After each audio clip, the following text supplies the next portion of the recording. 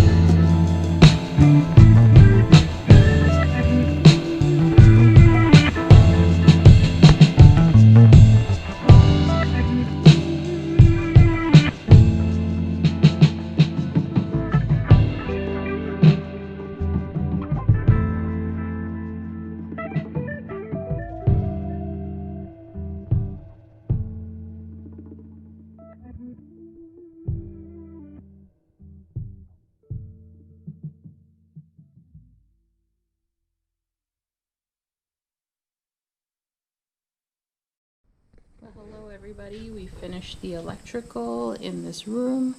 As you can see, we got all our can lights in and they're working. We have kind of a complicated thing going here because we're going to do computer networking and stuff here, so we need quite a bit of networking cable and stuff going there. So, you know, we have all our wires running through the joist, a spot there for our what do you call it, LED lights that are going to go over our shop table here for the jeweler's bench. Here's a big closet here. I don't even know what the dimensions are, but it's pretty much a walk-in closet. We started putting the boards on the outside of it. We got scrap boards, so that's why there's gaps, but I'm about to fill that, so it'll work.